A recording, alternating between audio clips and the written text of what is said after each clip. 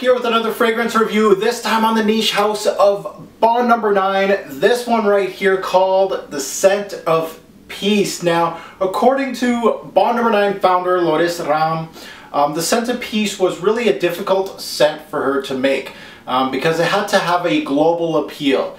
To me, that really means, okay, this is going to be a safe scent. Of course, it's not going to be daring different. I guess she really had to take a little bit of notes from all our designer fragrance houses here and try to make this as safe as possible as they scent. Now, reading this quote, this is already going to tell you, especially as a niche fragrance head, that this won't be a daring scent from the house of Bond Number 9. It's not going to be different.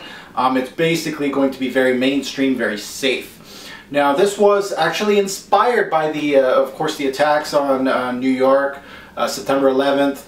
The main idea was basically worldwide peace. And the first year of sales of Scent of Peace, actually, Bond donated $2 per bottle to UNICEF. So it was really nice for them to do that. This one actually won a Fifi award. Of course, Fifis are kind of like the Grammys of the fragrance game.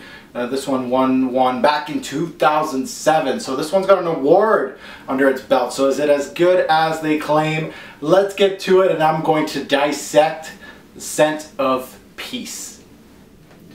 Let's take a look at presentation for Bond Number 9's Scent of Peace. Again, I did numerous fragrance reviews on the Bond Number 9 house.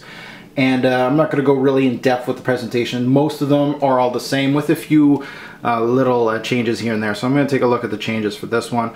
This one has a beautiful lavender purple look here on the box, really nice. You got the Etch a Sketch and of course the sticker in the middle. It comes with the sleeve, and then in the back you got a sticker and then barcode.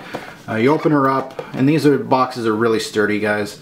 You got the story here, and of course the bottle just sits in here as per usual for all Bond Number 9s.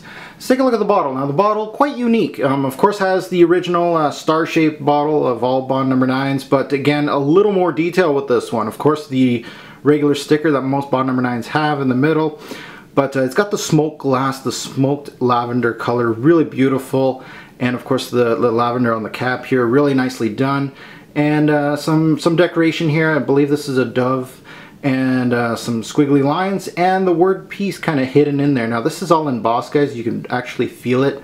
Really nicely done by Bond. You got a sticker at the bottom, and on the other side the same exact thing. Now, if we remove the cap's usually some are troublesome, but this one works well. And the sprayers, we all know the sprayers are actually one of the worst on the market today. This one actually works, which is good for me. And that's it, guys. Let's get to the review of Scent of Peace. Let's take a look at bottle sizes for a Scent of Peace. Now, with Bond Number 9, the great thing about them is they cater to the public. They really have a lot of products available for you. You got, of course, the standard bottle size, but also you got purse sprays. You got like a lot of different bottle shapes, sizes. You got, you know, little bonbons, of course, and they also have, like, for the people that really like exorbitant stuff, Swarovski encrusted bottles that are super pricey. If you do love a Bond Number 9 fragrance, they have multiple products available. I believe they have candles, they have creams, and all this stuff, and all their scents. So you can even buy gift packs including the scents and all this stuff. So really crazy, great stuff. The one thing with Bond Number 9 that you are going to guarantee yourself when you purchase one of their fragrances is bring out the wallet, because it is pricey. All their stuff is pricey.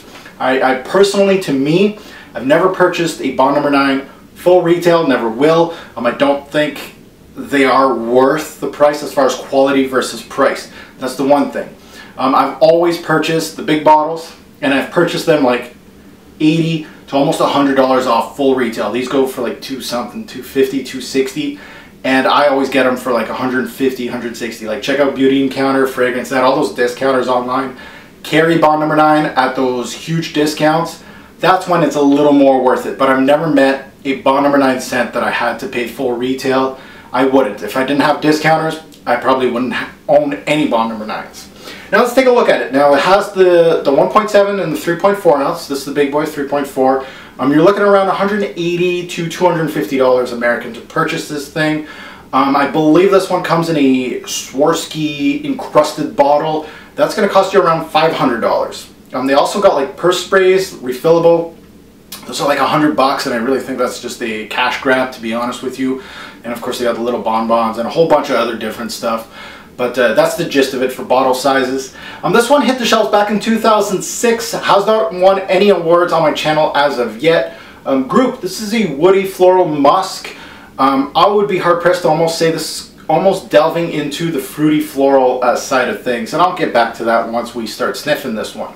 Now, Parfumiers Michel Almarac. Now, Mr. Almarac is a great perfumier. I really enjoy his work. He's done a few things for Bond Number 9. Loris has hired him a few times to do some scents, namely Fire Island, West Side. I really like those two. And of course he did this one. Recommended age for Scent of Peace. I believe this is a feminine. I believe they classify this as a feminine. Can I see it as a unisex? Close. It's more towards the feminine side, but I could see a man wearing this from time to time. For me, this is not one of my favorites from Bond Number 9. I really think it tiptoes more in the women's section of things, but a man can wear it. Age range, just because of the price, I would say 20 and up. I don't really see a teenager going and purchasing this. But again, if you're rocking, you know, Louis Vuitton purses, then of course you can afford some of these when you're like 16 or something. So I could be fooled. As far as the scent goes, it's very fresh, uplifting, easy to wear, and I could really see anybody wearing it, to be honest with you guys. How many sprays and wear? I go 5 sprays with this one. I go a little more elaborate with these Bond Number 9s. The sprayers aren't that great, so a little more sprays is better. I go 1 on the chest, 2 on the neck, right here, right under the ears, and then 2 on the arms, like 1 on, if it's sleeves like this, I'll just hit it right here. 1, 2, 5 sprays, set, good to go. Now, notes. Let's take a look at the notes. Let's start dissecting this fragrance. The top notes, we got grapefruit, which is a very typical fresh note in a lot of designer fragrances. You're going to see a lot of fragrances that are top sellers that have just grapefruit, grapefruit bombs. This one does have a large grapefruit note. Black currant, that excites me. That's probably the only note in this fragrance that really excites me, black currant. In the mid, we got florals. We got lily of the valley and hedione. And then in the base, we got musk and cedar. So let's get to it. Let's sniff out a scent of peace. Alright guys, time to sniff out the Scent of Peace by Bond Number 9. Let's spray this sucker on. And I'm going to let you guys know what this fragrance smells like from top to bottom. Let's dissect this one. Let's see if it's worth the exorbitant price that Bond Number 9 charges for their fragrances. Now, this one is named aptly, guys. It really just is really peaceful, airy, watery is great ways to really describe a Scent of Peace. Now, the one thing I loved about this fragrance when I was testing it out was the introduction. I fell in love with the introduction, not so much with the dry down. We'll get into that. Now, the introduction from first sniff, what I wanted from this scent was black currant, and black currant. That's what I wanted from this scent. I was like, okay, am I getting this? And am I? Boy, am I ever getting that. It's huge black currant note coming in. And I'm happy. I'm a happy camper because a lot of the other notes I was like, oh, I don't know about this fragrance. The black currant note is absolutely gorgeous in this fragrance. And it's funny because a lot of people online aren't really mentioning this fragrance as really it got a lot of negative comments with this fragrance, but really nobody really mentioned how great the black currant note was in this fragrance. I loved it. And from getting that, I was happy. Now, it comes off like this introduction kind of comes off as a berry, like a juicy berry. I'm thinking more blueberry than anything. Had a little tad of sweetness, kind of like what some fruits do. And at times this intro almost felt jammy, like almost a lot of sweetness with, of course, that fruit. The black currant in this is fantastic. Great job by Bond Number 9, or Michel Almarac, really. Really nicely done. Now, the black currant is not the only note in this introduction. Of course, it gets basically an undertone of grapefruit in here. I wouldn't say the grapefruit's really sparkling. I've smelt a lot of grapefruit-based scents. Designers, they they ship grapefruit out like it's nothing. But it wasn't really that sparkling. I think the blackcurrant really gave this fragrance a sparkling-like feel. The grapefruit is there. It's an undertone. The cedar peeks through a little bit in this introduction, came out kind of early, and gave this scent a little bit of backbone. But this intro really is very cooling, uplifting. And to be honest, I've smelled this a lot on my own skin. I really want to smell this on a woman. I really think this would be an outstanding fragrance for the woman in your life. I really enjoyed it, especially this introduction, definitely. That blackcurrant note just works, I think, with an essence for a woman. Blackcurrant would work very, very well. Honestly, this introduction was the best part of Scent a Piece, which of course is not good for a review because we want the meat and potatoes, the mid, to be the best part of the fragrance. But unfortunately for Scent a Piece, only the intro. But we have a redeeming quality. It has an outstanding introduction for me. And it reminds me of, there's a reason why this has so many lovers online of it. Because of this introduction. I really think the introduction did it for a lot of people. The blackcurrant note is excellent in this introduction. It's fantastic. And it is the main reason why you would love Scent a Piece. And I'm sure that note is the reason why it gets purchased. Now, taking a look into the mid, the heart of the fragrance, this is where the Scent a Piece kind of lost me and probably lost a lot of consumers. This is where the beautiful blackcurrant note goes away and the florals kind of peek through. So that's something that I really did not enjoy in the Scent a Piece. Now the Lily of the Valley comes in, takes over the fragrance, kind of gives it like a powdery clean like feeling. Usually not a fan of Lily of the Valley in my fragrances.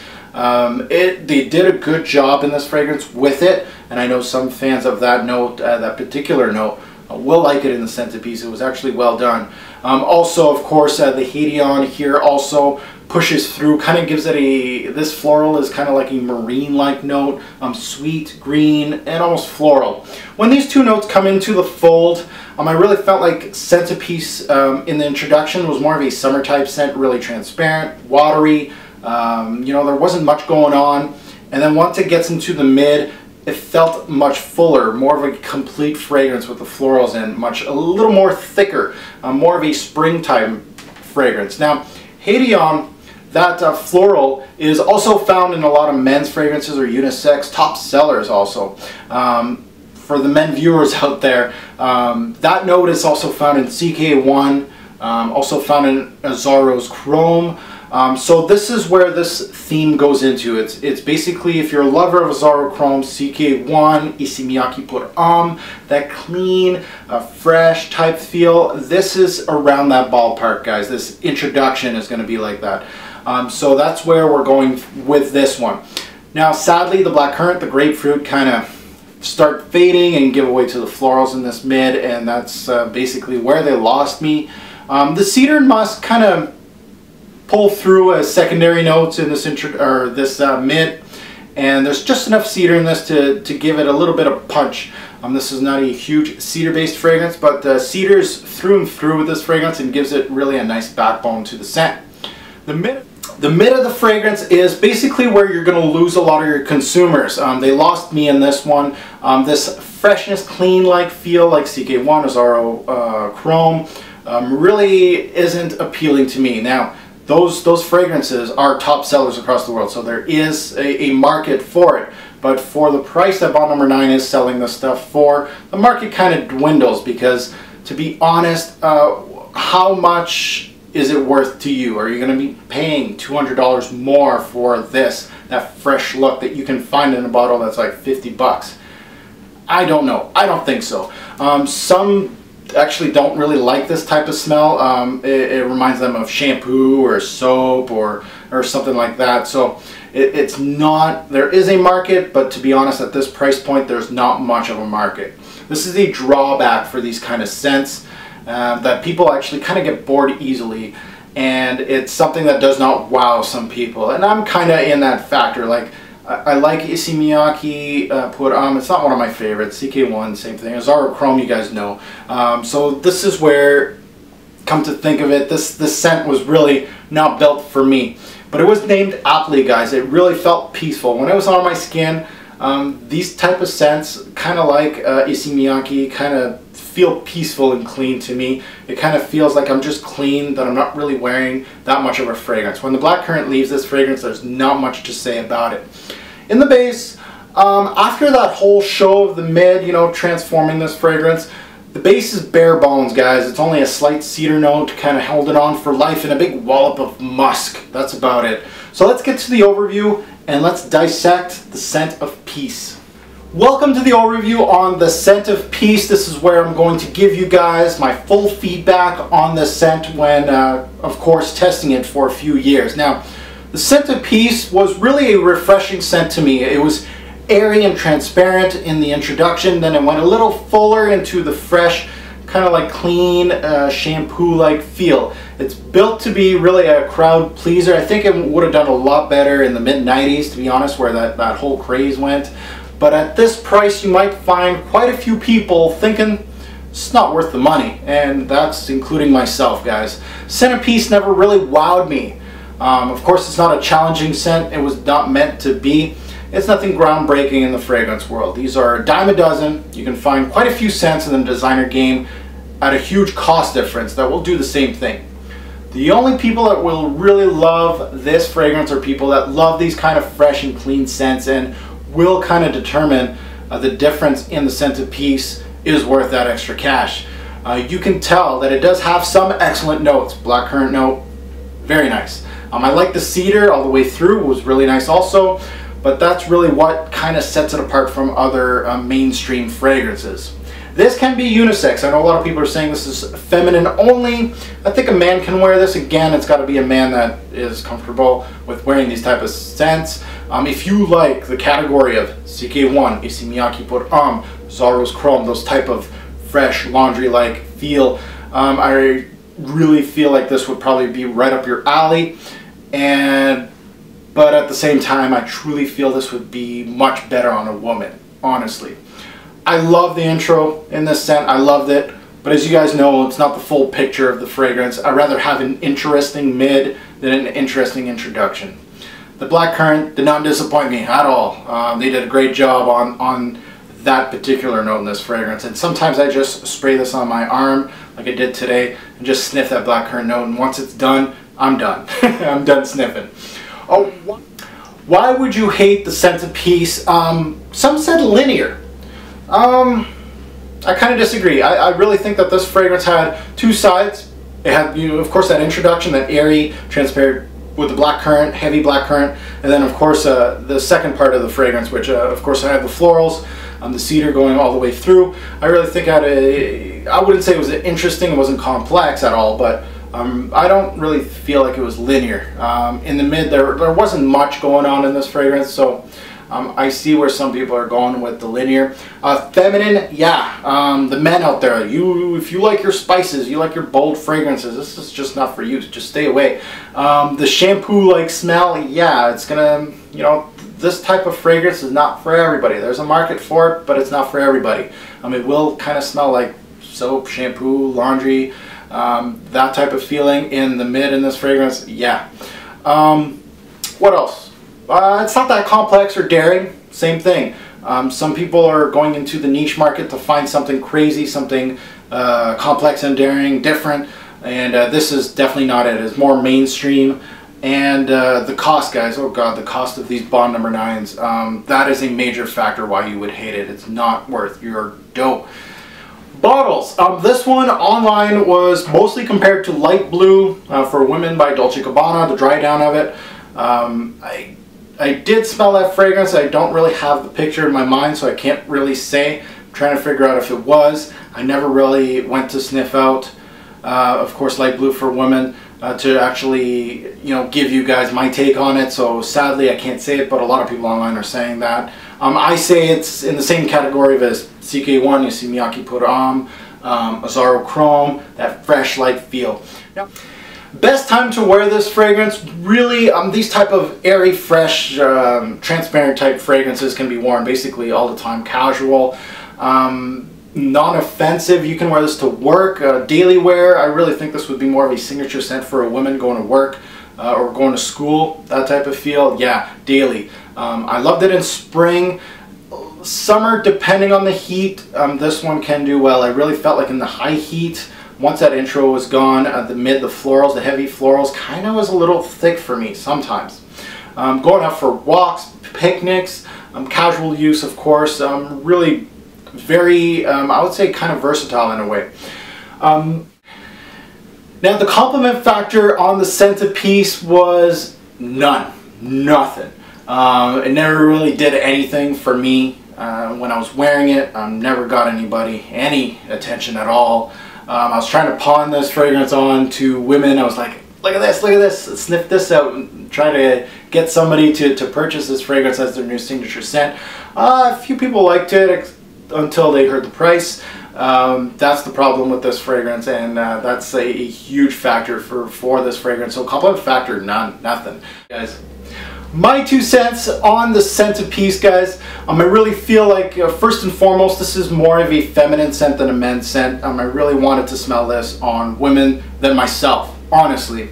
I think it's just a nice scent, but it really did accomplish what it's supposed to. It was soothing, it was peaceful, it was light and airy, but not much else. The only thing that really sets this apart from other clean scents on the market today is that beautiful blackcurrant note, beautifully done. After testing this for quite a while, I failed to really love this for the price tag, since I can really actually find something like this for a huge price difference, a huge markdown. I don't think it's worth the extra cash at all, and from all the bonds that I own, this one kind of gets ignored the most, actually, from me.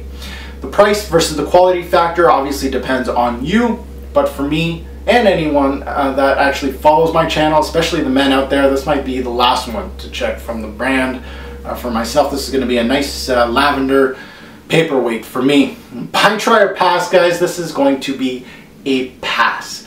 Let's get to the rating system. All right, guys, time to rate Bond Number 9 Scent-A-Piece projection. Pour 4 bottles out of 10. Really just the first hour it jumps off your skin, and then it's basically a skin scent after that. Longevity, again, pour 4 bottles out of 10. 4 to 6 hours, any given wearing, sometimes less. Versatility, this is going to get a good score. 7 bottles out of 10. A very versatile, clean scent. Overall smell, 6 bottles out of 10. I'm kind of being generous here, but I absolutely love that blackcurrant note, so it's getting a 6. Seasons, mostly spring and summer days. This is a versatile, easy to wear scent, as an excellent blackcurrant note that people should get their noses on. Overall, a 5 for this scent is unacceptable for this type of price. And again, an overall score of a 5.